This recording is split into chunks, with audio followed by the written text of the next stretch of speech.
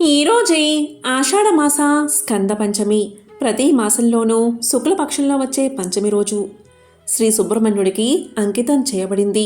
ఈ రోజును స్కంద పంచమిగా పిలుస్తారు. ప్రతి నెలలో వచ్చే ఈ పంచమి రోజు ముఖ్యంగా సుబ్రహ్మణ్యుడిని పూజిస్తే రాహుకేతు దోషాలు తొలగిపోతాయి, సమస్త శుభాలు కలుగుతాయి. ప్రతి సంవత్సరం ఆషాఢ శుద్ధ పంచమిని స్కంద పంచమిగా జరుపుకుంటూ ఉంటారు. దీని వెనుక ఆసక్తికరమైన పౌరాణిక కథ కూడా ఉంది. మరి ఎంతో పవిత్రమైన విశేషమైన ఈ రోజు ఈ కథను వింటే చాలు జన్మల దోషాలు తొలగి కోటి జన్మల పుణ్యం వస్తుంది. సంతానం లేని వారికి సంతానం కలుగుతుంది. నాగదోషాలు తొలగిపోతాయి. మరి ఈరోజు వినాల్సిన ఆ కథ ఏంటో ఇప్పుడు ఈ వీడియోలో తెలుసుకుందాం. షణ్ముఖుని అనుగ్రహం పొందాలి అంటే స్కంద పంచమి కుమారషష్ఠి రోజుల్లో స్వామిని పూజించాలి. కుమారస్వామిని పూజిస్తే గౌరీ శంకరుల కటాక్షం మనకు లభించినట్లే. శివపార్వతుల రెండవ కుమారుడే సుబ్రహ్మణ్యుడు. ఇతనిని కుమారస్వామి, కార్తికేయుడు, స్కందుడు, షణ్ముఖుడు, మురగన్, గుహుడు అనే పేర్లతో పిలుచుకుంటారు. కుమారస్వామి మాతృగర్భం నుండి పుట్టినవాడు కాదు. కథాక్రమంలో పార్వతీ పరమేశ్వరులు ఇతన్ని స్వీకరించారు. మరి ఆ కథ ఏంటో ఇప్పుడు తెలుసుకుందాం. తారకాసురుడు అనే రాక్షసుని బారి నుండి రక్షణ పొందడానికై దేవతలు బ్రహ్మదేవుణ్ణి శరణు వేడారు. తారకాసురుడు అమిత తపోబల సంపన్నుడు, బలశాలి. అతని అరాచకాలు రోజురోజుకు పెరిగిపోతున్నాయి. అతన్ని చంపడం ఎవరి తరమూ కాదు అనే పరిస్థితి ఏర్పడింది. మూడు లోకాలను భయభ్రాంతులచే పీడిస్తున్న తారకాసురుడు అనే రాక్షసుని బారి నుండి రక్షణ పొందడానికై దేవతలు బ్రహ్మదేవుణ్ణి శరణు వేడారు. ఈశ్వర తేజాంశ సంభవుని వల్లే వీడికి మరణం ఉంటుంది అన్నాడు బ్రహ్మ. దక్ష యజ్ఞ సమయంలో సతీదేవి చనిపోయి తరువాత పార్వతిగా జన్మించి శివుణ్ణి పతిగా పొందడం కోసం తపస్సు చేయసాగింది. అంతా తెలుసుకున్న దేవతలు ఎన్నో కష్టాలు పడి శివపార్వతులకు వివాహం జరిపించారు. వాళ్ళ సంతానం కోసం 1000 కళ్ళతో ఎదురు చూస్తున్నారు. అయితే శివపార్వతులు ఏకాంతంగా ఉన్నప్పుడు దేవతలందరూ పరమేశ్వరుడి ఇంటి ముందు నిలబడి పెద్ద పెట్టున ప్రార్థిస్తూ పిలిచారు. పార్వతితో ఏకాంతంలో ఉన్న శివుడు మధ్యలో అక్కడి నుండి బయటకు వచ్చాడు. అప్పుడే శివుడి వీర్యం అక్కడే ఉన్న హోమగుండంలో పడింది. అగ్ని ఆ వీర్యాన్ని స్వాహా చేశాడు. అగ్ని భుజించింది. దేవతలందరికీ సమానంగా చెందుతుంది. సరిగ్గా అదే అయ్యింది. ఒక్క అగ్నిహోత్రుడు ఆ శివవీర్యాన్ని భక్షించినందువల్ల దేవతలందరూ కూడా భక్షకులే అయ్యారు. దాని సారం వాళ్ళందరి కడుపులోకి చేరిపోయింది. ఆ కారణంగా వాళ్ళంతా గర్భాన్ని ధరించారు. ఈ హఠాత్ సంఘటనకు బెంబేలు పడిపోయారు. మళ్ళా మహేశ్వరుడి గురించి ప్రార్థించారు. మహేశ్వరుడు బయటకు వచ్చాడు. తమ కష్టం చెప్పారు దేవతలు. అందరినీ వాంతి చేసుకోమని సలహా ఇచ్చాడు శివుడు. శివుడు చెప్పినట్లే దేవతలంతా చేశారు. వాళ్లకు సమస్య తప్పింది. కానీ మరోవైపు అగ్ని మాత్రం కావాలనే వీర్యాన్ని స్వాహా చేసినందుకు అతనికి మాత్రం కుదరలేదు. ఏడుపు ముఖం పెట్టి చూశాడు అగ్నిదేవుడు. శివుడు నారదుణ్ణి చూశాడు. అప్పుడు నారదుడు ఇలా పలికాడు: అగ్నిహోత్ర, శీతాకాలం వేకోజాములో చన్నీటి స్నానం చేసే ఆడవాళ్లకు నీ యందున్న శివుడి వీర్యాన్ని అందించు అని సలహా ఇచ్చాడు. ఆ ప్రయత్నంలో పడ్డాడు అగ్నిదేవుడు. సప్తఋషుల భార్యలు ఉదయాన్నే చన్నీటి స్నానం చేసేవారు. ఎప్పటిలాగే ఒకరోజు స్నానం చేస్తూ ఉండగా ఆ రోజు గంగలో విపరీతమైన చలి పుట్టింది. చలి కాచుకోవాలని అగ్నిని వెలిగించారు. అరుంధతి వాళ్లతో అగ్నిని వెలిగించవద్దు అని చెప్పినా వాళ్ళు వినలేదు. అరుంధతిని తిరస్కరించి మహిళామణులంతా మంట పెట్టుకుని చలి కాచుకోసాగారు. అదే సమయం అనుకున్న అగ్ని తన వేడి ద్వారా ఆ 6 మహర్షి స్త్రీలలోకి తన ఒంట్లో ఉన్న వేడిని దింపేసుకుని అమ్మయ్య అనుకున్నాడు. శివుడి వీర్యం అలా వేడి రూపంలో ఆ 6 మహర్షుల భార్యల శరీరాల్లోకి వెళ్ళిపోయాయి. లోపల పడ్డమే ఆలస్యంగా గర్భవతులయ్యారు ఆ కృతికలు. ఋషులు వాళ్ళని అవమానించి ఇళ్ల నుండి తరిమివేశారు. భర్తలకు దూరంగా ఉంటూ శివ తేజాన్ని భరించలేక దానిని హిమవత్ పర్వతాలలోని కైలాస శిఖరాన వదిలేశారు ఆ కృతికలు. హిమవంతుడు ఆ మహాతాపాన్ని తట్టుకోలేక గాలిని సహాయం కోరాడు. గాలిదేవుడు అతి కష్టం మీద ఎత్తుకు వెళ్ళి గంగ కడుపులో పడేశాడు. చల్లని తల్లి గంగమ్మ. కానీ శివ వీర్యధారణంతో ఆమెకు కూడా వేడి ఎక్కువైపోయింది. తన కెరటాలతో దానిని తీరానికి లాక్కుపోయి రెల్లు పొదల నడుమకు చేర్చింది గంగాదేవి. అలా 6 స్థానాలలోనూ పరిపక్వమైన శివవీర్యం కుమారుడిగా జన్మించింది. ఇది కుమారస్వామి యొక్క జననం కదా. 6 మంది కృతికలు మోసారు కాబట్టి ఈయన షణ్ముఖుడు అయ్యాడు. షణ్ముఖుణ్ణి పూజిస్తే ఎన్నో రకాల సమస్యలు తొలగిపోతాయి. ముఖ్యంగా పెళ్లి కాని వాళ్ళు సుబ్రహ్మణ్య స్వామి కళ్యాణం చూస్తే పెళ్ళవుతుందని నమ్మకం. సర్పదోషం ఉన్నవాళ్లకు సుబ్రహ్మణ్య స్వామిని పూజిస్తే సర్పదోష పూజలు చేయించుకుంటే సమస్యలు త్వరగా తొలగిపోతాయి. అందుకే కుమారస్వామి ఆలయాలకు వెళ్ళినప్పుడు ముందుగా 6 ప్రదక్షిణలు చేయాలి. ఇలా చేయడం వల్ల భక్తులకు ఉండే అనారోగ్యం, అప్పుల బాధలు తొలగిపోతాయట. 6 ప్రదక్షిణల తర్వాత స్వామిని స్తుతించి మరలా విడిగా మరొకసారి ప్రదక్షిణ చెయ్యాలి. ఇలా చేసినట్లయితే నిరుద్యోగులకు ఉద్యోగ లాభం, ఉద్యోగస్తులకు ప్రమోషన్లు లభిస్తాయని పండితులు చెబుతున్నారు. కారణ జన్ముడైన సుబ్రహ్మణ్యుణ్ణి పార్వతీ పరమేశ్వరులు దేవతల కోరిక మేరకు కుమారస్వామిగా చేసి దేవతల సర్వ సైన్యాధ్యక్షునిగా నియమించి పరమేశ్వరుడు శూలం మొదలైన ఆయుధాలను ఇచ్చాడు. కార్యోన్ముఖుడైన సుబ్రహ్మణ్యుడు నెమలి వాహనంపై ఎక్కి 6 ముఖాలు 12 చేతులతో ఉగ్ర రూపాన్ని ధరించి 6 చేతులతో ధనస్సులను, మరో 6 చేతులతో బాణాలు ధరించి రాక్షస సేనను ఒకేసారి సంహరించాలని తలుస్తాడు. సర్పరూపం దాల్చి రాక్షసులను ఉక్కిరి బిక్కిరి చేసి భీకర యుద్ధంలో తారకాసురుణ్ణి సంహరించి విజయుడు అవుతాడు. సుబ్రహ్మణ్యుడి ఆరాధన వల్ల నేత్ర రోగాలు, చర్మ వ్యాధులు తగ్గుతాయి.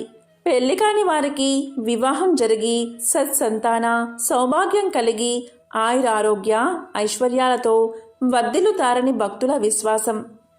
అలా సంతానం కలిగిన వారు శ్రీ స్వామివారి సహస్రనామాలలో ఇష్టమైన పేరును వారి బిడ్డలకు పెట్టుకుంటారు. 6 ముఖాలతో స్వామి అవతరించడం వల్ల స్వామిని షణ్ముఖుడు అని పిలుస్తారు.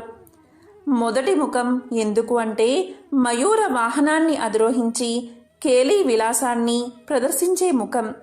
ఇక రెండవ ముఖం పరమేశ్వరునితో జ్ఞాన చర్చలు జరిపే ముఖం. ఇక మూడవది సూర్యుడు అనే రాక్షసుణ్ణి వధించిన స్వరూపానికి ఉన్న ముఖం. 4వది శరణు కోరిన వారిని సంరక్షించే ముఖం. ఇక 5వది శూలాయుధ పాణియై వీరుడిగా ప్రస్ఫుటమయ్యే ముఖం. ఇక 6వది లౌకిక సంపదల్ని అందించే ముఖం. కుమార షష్ఠికి ముందొచ్చే రోజే ఈ స్కంద పంచమి. పంచమి రోజు ఉపవాసముండి షష్ఠి రోజు స్వామిని పూజిస్తే గ్రహదోషాలు తొలగిపోతాయట. ఈ రోజుల్లో స్వామికి అభిషేకం చేయించిన, అష్టకం చదువుకున్న కష్టాలు తీరి స్వామివారి అనుగ్రహం లభిస్తుందట.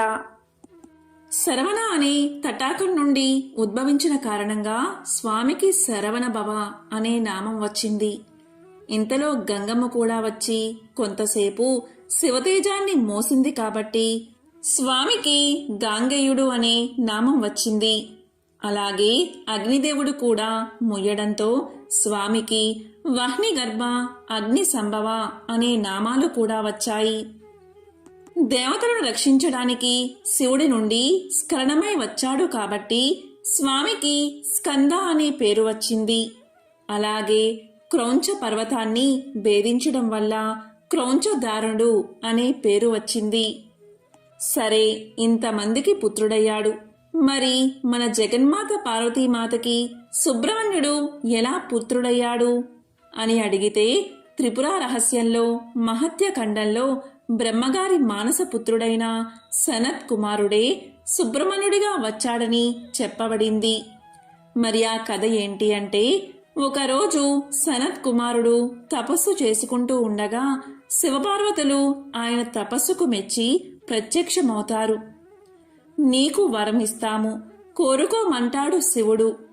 అప్పుడు అద్వైత స్థాయిలో బ్రహ్మానందం అనుభవిస్తున్న సనత్ కుమారుడు, నాకు వరం అక్కర్లేదు, ఇవ్వడానికి నువ్వొకడివి, నేనొకడిని అని ఉంటేగా నువ్వు ఇచ్చేది, ఉన్నది అంతా ఒకటే కాబట్టి నాకే వరము అవసరం లేదు అని చెప్తాడు. అప్పుడు శంకరుడు ఆగ్రహం చెంది, వరం ఇస్తాను అంటే వద్దంటావా, శపిస్తాను అంటాడు. దానికి సనత్ కుమారుడు, వరము శాపము అని మళ్ళీ రెండు ఉన్నాయా, వరమైతే సుఖము, శాపమైతే దుఃఖము అని రెండు లేనప్పుడు నువ్వు వరమిస్తే ఏమిటి, శాపమిస్తే ఏమిటి, ఇస్తే ఇవ్వండి అని ఆయన యథావిధిగా ధ్యానంలో నిమగ్నమవుతాడు. అప్పుడు అతని తపస్సుకు మెచ్చిన శంకరుడు ఇలా పలుకుతాడు, సరే, నేనే నిన్ను ఒక వరం అడుగుతాను అంటే, అప్పుడు సనత్ కుమారుడు ఏమి కావాలి అని అడుగుతాడు. అప్పుడు శంకరుడు మాకు పుత్రుడిగా జన్మించమని కోరతాడు.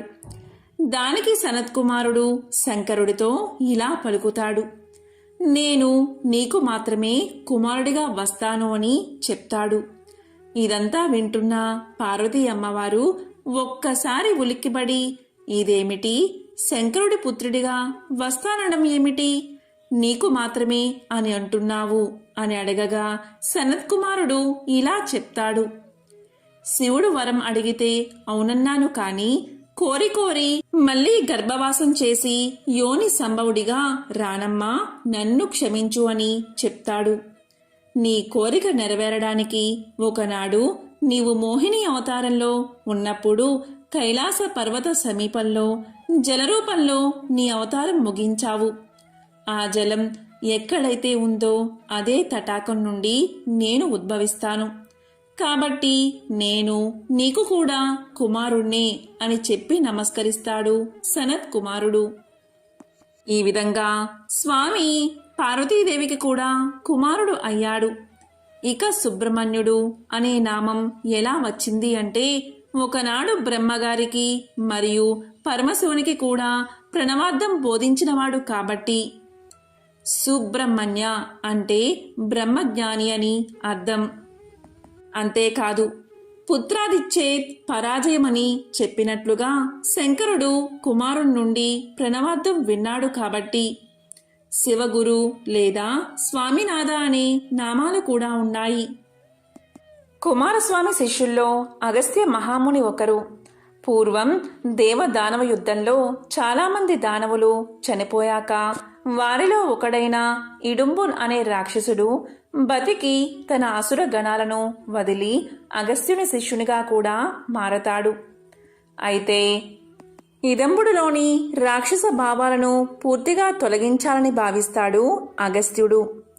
నాయనా, నేను కైలాసం నుంచి శివగిరి, శక్తిగిరి అనే 2 కొండలను తెద్దామని చాలా కాలం నుంచి అనుకుంటున్నా. ఎలా అయినా వాటిని ఒక కావడిలో పెట్టుకుని రా అని ఆజ్ఞాపిస్తాడు. ముని చెప్పినట్టే కైలాసం వెళ్ళి కొండలను కావడిలో పెట్టుకుని బయలుదేరతాడు ఇదంబుడు. ఆ రాక్షసుడి అసురత్వాన్ని సుబ్రహ్మణ్యుడే పోగొడతాడని శివుడు అందుకు అడ్డు చెప్పడు. అలా కొండల్ని మోసుకుని కొంత దూరం వెళ్ళిన ఇదంబుడు పళని ప్రాంతంలో వాటిని కింద పెట్టి సేద తీరతాడు. కాసేపటికి లేచి కావడి ఎత్తుకుంటే ఒకవైపు బరువుగా, ఇంకోవైపు తేలిగ్గా ఉండడం గమనిస్తాడు. కావడిని దించి చూస్తే బరువున్న కొండపైన సుబ్రహ్మణ్యుడు చిన్న పిల్లాడి రూపంలో ప్రత్యక్షమై పకపకా నవ్వుతూ కనిపిస్తాడు. ఆ చర్యకి కోపమొచ్చిన ఇదంబుడు స్వామిని వధించాలని కొండ పైకి వెళ్తాడు. ఆగ్రహించిన సుబ్రహ్మణ్యుడు అతన్ని సంహరిస్తాడు. విషయం తెలిసిన అగస్త్యముని ఇదంబుణ్ణి బతికించమని వేడుకుంటాడు. శిష్యుడి కోరికను మన్నించిన స్కందుడు ఇదంబుణ్ణి బతికించి తన కొండ కింద కొలువై ఉండమని, భక్తులు ముందుగా అతన్ని దర్శించుకున్నాకే తన సన్నిధికి రావాలని వరాన్ని ఇస్తాడు. అప్పట్నుంచి పళని కొండకి ఇదంబున్ అనే పేరు వచ్చింది. స్వామివారి మెట్ల మార్గం దగ్గర అతని గుడి కూడా ఉంది. శ్రీవల్లి, దేవసేన అమ్మవార్లు సుబ్రహ్మణ్యుడి భార్యలు. స్వామికి వారితో వివాహం ఎలా జరిగింది, ఎప్పుడు జరిగింది అనేది సవివరంగా ఇప్పుడు తెలుసుకుందాం. సుబ్రహ్మణ్యేశ్వర స్వామి యొక్క వివాహం ముందుగా దేవసేన అమ్మవారితో జరిగింది. అరిష్టనేమి అనబడే ఒక ప్రజాపతి కుమార్తె దేవసేన. ఈమెకు దైత్యసేన అనే ఒక చెల్లెలు ఉండేది. అందరినీ ఆకర్షించే అద్భుతమైన అందం దేవసేన సొంతం. ఒక రోజున దేవసేన తన చెల్లెలు అయిన దైత్యసేనతో కలిసి ఆడుకుంటూ ఉంది. ఆ సమయంలో అక్కడికి ఒక రాక్షసుడు వచ్చి దేవసేనను భయపెట్టి ఎత్తుకుపోయే ప్రయత్నం చేశాడు. ఆవిడ బిగ్గరగా కేకలు పెట్టింది. ఆ సమయంలో ఇంద్రుడు ఐరావతం మీద వెళ్తున్నాడు. ఆయన వెంటనే తన వజ్రాయుధంతో ఆ రాక్షసుని సంహరించి అరిష్టనేమి కుమార్తె అయిన దేవసేనని రక్షించాడు. వెంటనే ఇంద్రుడు అరిష్టనేమి ప్రజాపతితో, ఈ దేవసేనని నా కుమార్తెగా చేసుకోవాలి అనుకుంటున్నాను. నేను ఈమెను పెంచుకుంటాను. దైత్యసేనని నీ దగ్గరే ఉంచుకో. దేవసేన నా దగ్గర పెరుగుతుంది అని అరిష్టనేమికి చెప్పి ఆమెను తీసుకెళ్లి పెంచడం మొదలుపెట్టాడు ఇంద్రుడు. ఆ పిల్ల పెరిగి పెద్దదవుతూ ఉంటే ఇంద్రుడికి ఒక ఆలోచన కలిగింది. ఈ దేవసేనను దక్కించుకోగలిగిన వాడు పరాక్రమంతో పాటు కారుణ్యం అపారంగా కలిగిన వాడై ఉండాలి. అటువంటి వాడికే ఇచ్చి వివాహం చేస్తాను అనుకున్నాడు ఇంద్రుడు. ఆ సమయంలో ఒక ఆశ్చర్యకరమైన సంఘటన జరిగింది.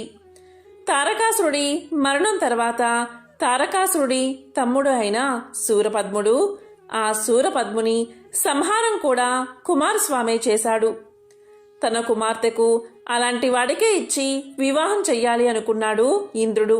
సుబ్రహ్మణ్యుడి బల పరాక్రమాలు చూసిన ఇంద్రుడు అతని తల్లిదండ్రులైన శివపార్వతుల గురించి తెలిసినవాడు కావడంతో తన కూతురు అయిన దేవసేనకు సుబ్రహ్మణ్యుడే తగిన వరుడు అని నిశ్చయించుకున్నాడు.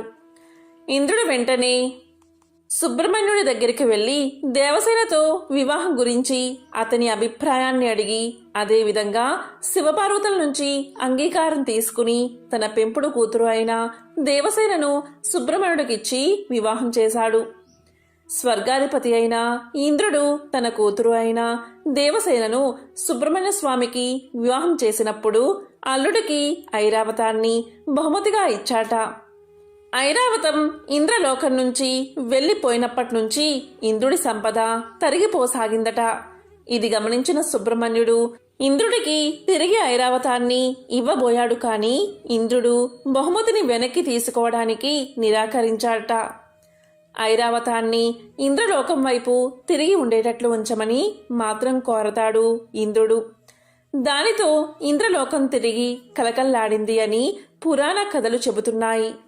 ఈ విధంగా దేవసేన అమ్మవారి సుబ్రహ్మణ్యేశ్వర వారి వివాహం అంగరంగ వైభవంగా జరిగింది. మరి శ్రీవల్లీదేవితో స్వామివారి వివాహం ఎలా జరిగిందో ఇప్పుడు తెలుసుకుందాం. ఒకానొక సమయంలో నారద మహర్షి కైలాస పర్వతం మీద స్నేహితులతో కలిసి ముచ్చటించుకున్నటువంటి సుబ్రహ్మణ్యుడి సన్నిధానానికి వెళ్లారు. లోకములలో తాను చూసిన విశేషాలను చెప్పడం మొదలుపెట్టాడు నారదుడు. వల్లి కళ్యాణం చేయించడానికి వచ్చాడు నారదుడు ఇలా చెప్పడం మొదలుపెట్టాడు. ఒక మహర్షి తేజస్సు వల్ల అయోనిజే ఒక పిల్ల అరణ్యమందు పుట్టి ఉండగా ఒక బిల్ల నాయకుడికి దొరికింది. ఆ పిల్లను తీసుకువచ్చి ఆయన పెంచుకుంటున్నాడు. ఆ పిల్ల పేరే వల్లి. ఆమె రాశీభూతమైన సౌందర్యం కలది. అటువంటి వల్లి నీ భార్య కావాలి అనేది నా కోరిక. ఆ పిల్ల చుట్టూ పాములు ఉంటాయి ఎప్పుడు. నువ్వు చూసి భయపడకూడదు సుమా. ఎవరు ఆ పిల్ల ఒంటిని పట్టిన పాములను చూస్తారో వాళ్ళు ఆ పిల్ల సౌందర్యాన్ని చూసి ఉండలేక పొంగిపోతారు అన్నాడు నారదుడు. ఆ మాటలు విని సుబ్రహ్మణ్యుడు బిల్లపురానికి వెళ్ళాడు. ఆయన వెళ్ళడానికి ముందే నారదుడు ఆ ప్రాంతానికి వెళ్ళాడు. నారదుడికి బిల్లరాజు ఎదురు వచ్చాడు. మంచి మంచి పువ్వులు, తేనె, పళ్ళు తీసుకువచ్చి నారదుడికి పెట్టాడు బిల్లరాజు. అప్పుడు నారదుడు బిల్లరాజుతో ఇలా పలికాడు. నీకొక శుభవార్త చెప్తాను. మిమ్మల్ని ఉద్ధరించడానికి పరమేశ్వరుడు ఈ పిల్లను నీకు కూతురుగా పంపాడు. ఈ వల్లీదేవిని పెళ్లి చేసుకోబోయేవాడు లోకంలో యవనంలో ఉన్న ప్రతి స్త్రీ ఎవరిని భర్తగా పొందాలని అనుకుంటుందో, ఎవరు జగదంబ అందాలు పోసుకున్నవాడో, ఎవరు పరమ సౌందర్య రాశి అయిన శంకరుని తేజాన్ని పొందినవాడో, ఎవరు గొప్ప వీరుడో, ఎవడు మహాజ్ఞానియో, ఎవడు దేవసేనాధిపతియో అటువంటివాడు నీకు అల్లుడు కాబోతున్నాడు. నీ అదృష్టమే అదృష్టం అన్నాడు నారదుడు. బిల్లరాజు నారదుని మాటలు విని చాలా పొంగిపోయాడు. ఇక్కడ కుమారస్వామి వనంలోకి ప్రవేశించి వల్లీదేవి వంక చూసి, బహుశా బ్రహ్మ తన సృష్టి శక్తిలోని సౌందర్యానంతటినీ ఒకే చోట రాశీభూతం చేసి ప్రాణ ప్రతిష్ఠ చేస్తే ఆమె ఈ వల్లి అయి ఉంటుంది. ఈ పిల్లతో ఒకసారి మాట్లాడాలి అని అనుకున్నాడు సుబ్రహ్మణ్యుడు. లతాంగి, నన్ను చేపట్టవా అని అడిగాడు. ఆవిడ ఈయన వంక చూసి, అబ్బో ఇతను ఎంత అందగాడో అనుకుని, నారదుడు మా ఇంటికి వచ్చినప్పుడు నాకు సుబ్రహ్మణ్యుడితో వివాహం అవుతుందని చెప్పాడు. ఈ పిల్లవాడు అందగాడు కావచ్చు, కానీ నా మనస్సు పాపభావాన్ని తలపెట్టకూడదు. నేను సుబ్రహ్మణ్యుడికి చెందిన దానను. పార్వతీ పరమేశ్వరుల కుమారుడే అయి ఉంటే నేనెంతో అదృష్టవంతురాలని అనుకుని, ఇంట్లో పెద్దవాళ్ళు ఉన్నారు, ఏదైనా అడగవలసి వస్తే మా తల్లిదండ్రులను అడగండి. అయినా కుమారస్వామి నాకు భర్త అవుతారని నారదుడు చెప్పాడు. అందువల్ల నా మనస్సు ఆయనకే అర్పించబడింది అని సమాధానం చెప్పింది వల్లీదేవి. ఆమె అలా చెప్పగానే మహానుభావుడు సుబ్రహ్మణ్యుడు ఒక్కసారి తన నిజరూపాన్ని వల్లీదేవికి చూపించాడు. ఆ తల్లి ఎంతో పొంగిపోయింది. ఇంతలో తండ్రి వచ్చి ఇంటికి తీసుకువెళ్ళాడు. వల్లీదేవి ఇంటికి వెళ్ళిన తర్వాత ఎంతో బాధపడింది. అయ్యో, ఎక్కడి మహానుభావుడు, నేను ఒక్క మాట నోరు తెరిచి చెప్పలేదు అని ఎంతో బాధపడింది. ఇదంతా గమనించిన చెలికత్తె, ఎందుకమ్మా బెంగ పెట్టుకున్నావు అని అడగగా వల్లీదేవి ఒక ఆకు మీద ఉత్తరం రాసి సుబ్రహ్మణ్యుడికి ఇవ్వమని చెలికత్తెకు అందజేసింది. అక్కడ సుబ్రహ్మణ్యుడు పుష్పవాటిక యందు ఒక సరోవరం ఒడ్డున కూర్చుని ఉన్నాడు. చెలికత్తె వెళ్లి పత్రాన్ని చూపించింది. ఆయన చదివి వల్లీదేవి దగ్గరకు వెళ్దామన్నాడు. అప్పుడు చెలికత్తె, అలా వద్దు, నేను వల్లీదేవిని తీసుకువస్తాను అని చెప్పి వెళ్ళి వల్లీదేవిని తీసుకువచ్చింది. వాళ్ళిద్దరూ మాట్లాడుకుంటూ కూర్చున్నారు.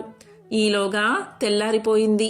పిల్ల కనబడలేదని అందరూ వెతుకుతూ సరోవరం ఒడ్డు దగ్గరకు రాగా ఇద్దరూ కనబడ్డారు. బిల్లనాయకుడికి ఆ యువకుడు సుబ్రహ్మణ్యుడు అని తెలియనే తెలియదు. సుబ్రహ్మణ్యుడు కూడా వేటగాని వేషంలో ఉన్నాడు. వెంటనే ఆగ్రహంతో తన పరివారంతో ఆయన మీద బాణాలు ప్రయోగించాడు బిల్లనాయకుడు.